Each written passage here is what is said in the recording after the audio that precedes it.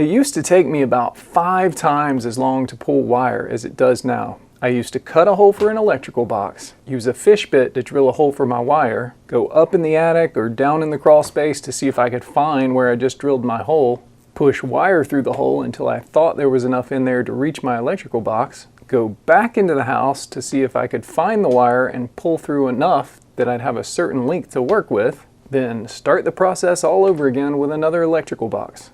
I would go back and forth from inside the house to up in the attic or in the crawl space for every single wire I pulled. That was time consuming and exhausting, and I knew I had to find a better way. But if you have any suggestions to make this better or more efficient, please let us know in the comments. The first key to pulling wire efficiently is to make a drawing. I make my drawings out of cardstock so it can take the abuse of crawling around in the guts of a house all day. Actually, here is the door to their kitchen.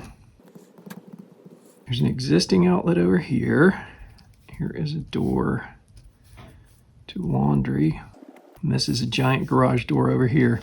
They are converting this space to like a music room. They're putting an organ out here and they want 5 new outlets. I want all these outlets to fall in the center of a stud bay. And then I'm gonna put tape on the wall exactly where these outlets are gonna go. First thing I'm going to do is take blue tape and mark where the customer wants the outlets, or where I think they want the outlets, and then I'll have the customer come out here and approve all the positions. That's a stud. I'll hit it right here in the middle of this bay. Stud here, right in the center. And I want to hit in the middle of the stud bays so that when I measure to drop my wire, I've got a lot of room for error in there. If the outlet is not going to be centered in the stud bay, I still make a mark in the center of the stud bay to use as a reference later. So I'm going to match my outlet heights to the existing outlet. Let's say 19.5 inches to the top of the box.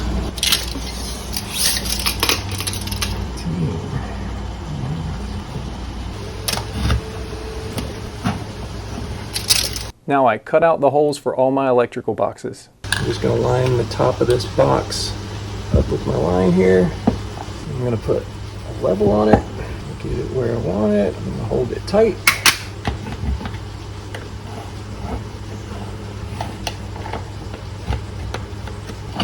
Come back and complete my lines.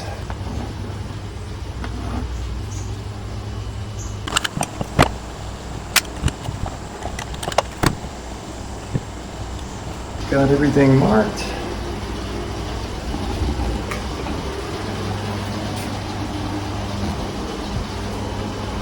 And he wanted to add another one over here. Now it's time to cut the holes.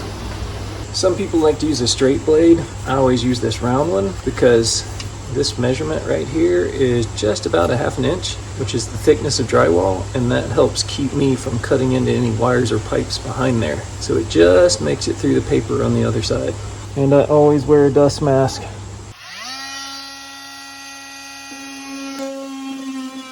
I thought this was drywall, but it's actually paneling. I might actually change blades here.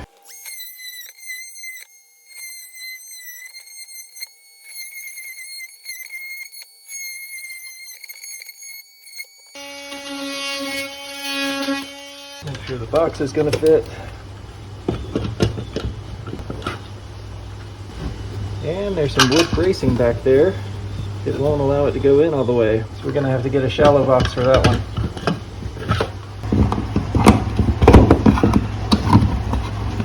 Yes.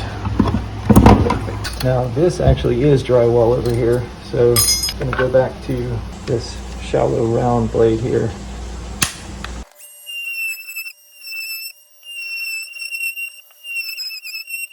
And I just take the knife and just wiggle it till I get to the bottom. Right in here. And yes, you can probably cut these out just about as fast with a drywall saw, but I've grabbed several wires with drywall saws cutting like that. Very difficult to cut well and cut shallow with a drywall saw. So that's why I do it this way. Now, if I had the Makita LXT drywall cutter, that would be awesome. But there we go. And there's no obstructions behind this one. Box fits. Perfect. Nice and snug. And here is a 220 volt reason to cut shallow. After all the cutouts are made, I take careful measurements from each cutout or each center of the stud bay to an intersecting wall. Now I'm going to take measurements from the wall to the outlet box, or the hole. I'm going to measure from this wall to there, from this wall to there, and from this wall to there, and then of course to that one over there. So I got 33 inches, and I record them on my drawing. 33 inches. This one is 49 inches. This doesn't exist anymore. That was 49 inches. To that wall, 17 feet, 5 inches. And I'm putting that measurement down just because this is such a low sloping roof, it might be hard to get over here to measure off that wall plate.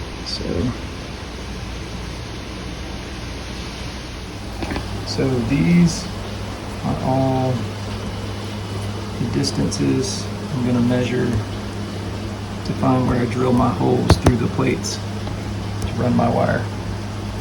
It's pretty easy to find the top plates of walls in an attic as long as there's not a whole bunch of blown-in insulation or attic flooring. But if you're pulling from a crawl space or basement, you're going to want to note the locations of any plumbing fixtures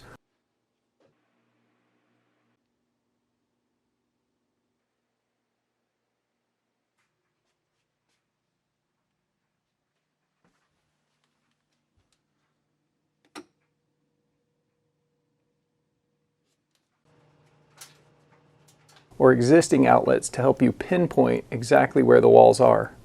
Next, I measure from my cutouts to the ceiling or floor. From the box to the ceiling, whichever direction I'm going to be pulling from. So it's about 88 inches from that hole to the ceiling up there.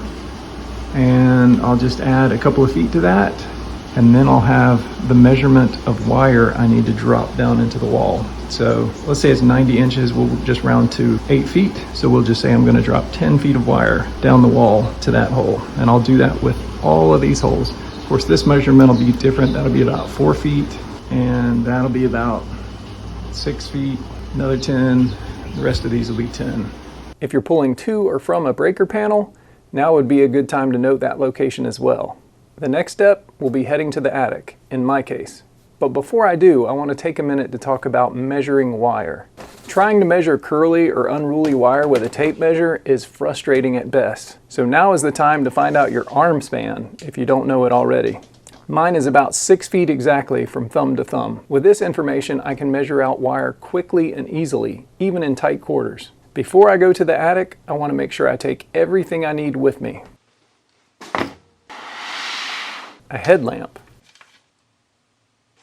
wire, naturally, a tape measure, a drill and bit to drill holes in the top plates. I'll also bring electrical boxes and blank covers for making junction boxes, wire nuts, lever nuts, or push connectors, whatever you prefer, electrician's pliers with Romex sheathing cutters, linesman's pliers, a hammer, Romex staples, nippers in case I need to pull any nails or staples, a black marker, and of course my electrical floor plan. Once in the attic, I crawl to the vicinity of my room. So this is where we need to get to, way back in here. And the entrance is way back there. And this is a very low roof. I would say it might be 4.5 feet to the ridge right there. But then it drops down even lower here. Anyway, I'm gonna set up a fan and a big light so I can film this easier. Got my fan on, got my big light. All right, now what we're looking for is this wall right here, so we can make our measurements off of that. And let's see it right over there. So it runs that way. You can see the drywall break right there, and then the wood is in the middle, and there's already a wire going down there. So we'll just follow that, and then we'll find our other wall. Looks like there might be, yep. So see, there's the top plate right there. You see the drywall break. I hope the fan noise isn't too much. This could prove difficult if you have a whole bunch of blown-in insulation. If you know you're going to need to move insulation around, I recommend taking a big dustpan with you. I locate where I want to drill my first hole by measuring from the top plates, just as I did from the walls below. So I need to drill a hole for this outlet right here, 49 inches from that wall. So I'm going to measure over where those pipes are, 49 inches, and drill a hole. So you can see the wall intersection right there. That's the top plate running this way, and that's the top plate running this way. 49 inches right out here.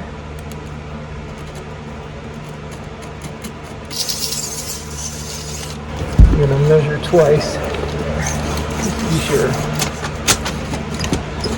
49. That way.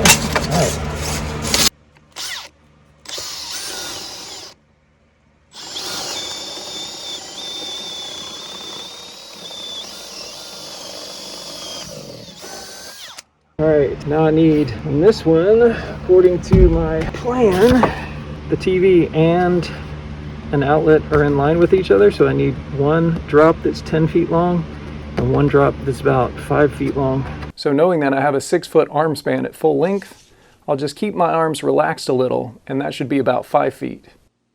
Do that twice, and I'll have 10 feet of wire. Then I'll use the marker to mark the wire at that 10-foot location.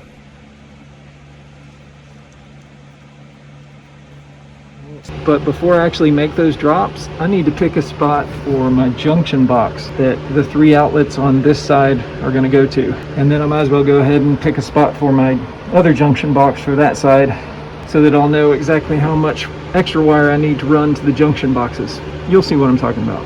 Alright, this looks like a decent spot for a junction box. You know what? I'm not going to hammer it in place until I get all my wires in there. So we'll just leave this here as a marker.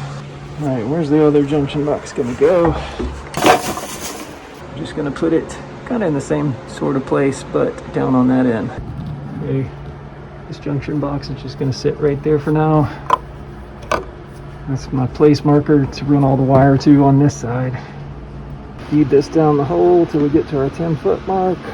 Some of you might be thinking this looks way too easy, and you'd be right. There's no insulation in these garage walls, so the wire drops easily down. What if there is insulation? If there is insulation, I recommend you get yourself some of these fiberglass rods. Make a small hook of wire.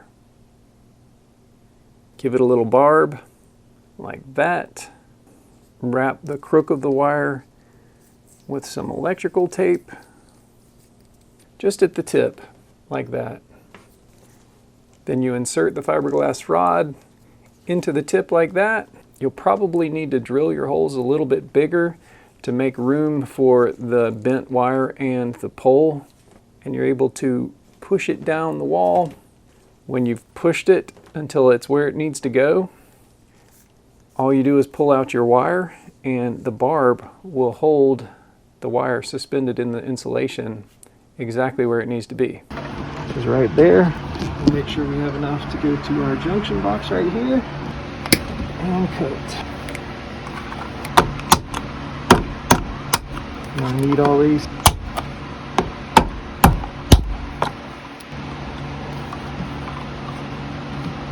So there's one. Now we need a 5-foot one to go down in there. Just feed that one down in there with it. Actually, I'm pretty sure we don't need that much, but there we go. Come back to junction box.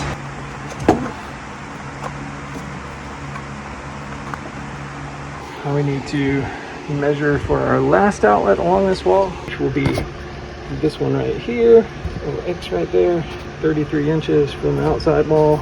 We'll drill that. Here's the outside wall. I'm gonna come in 33 inches, right about here. And there's the wall plate running along here. So I'm gonna drill right about there.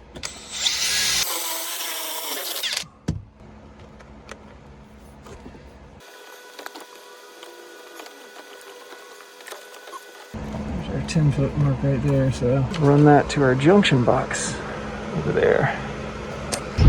Alright, so to our junction box. Now I need to make a run to the panel, but before I do that, let's go ahead and drill for our other boxes over there. We have 3 more to do. Over here on this side, my drill bit won't reach to where I need it to go because this is actually way down inside of this wall. So hopefully I've got an extension here, and if that doesn't work, got another extension for an extension. Hopefully that's long enough and I don't lose the drill bit. But if you think about doing this for a living, make sure you're carrying stuff like this. See how far we can go with just this.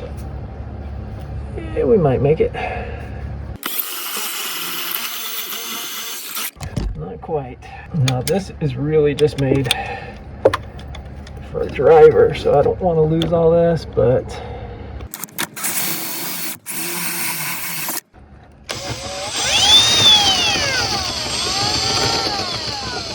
oh, even though it's magnetic, it stayed together.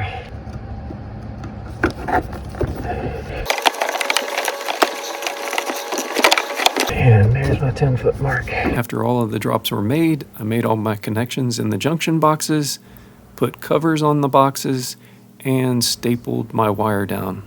All the drops made it where they needed to go. I just had to reach in and pull them out. Just reach in here. Pulling wire for this entire room took less than 1 hour. Every single one came out without a problem.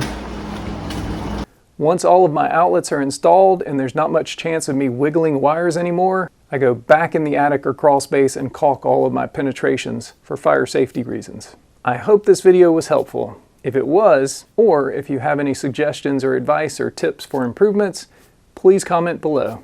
As always, thanks for watching, and I hope to see y'all in the next one.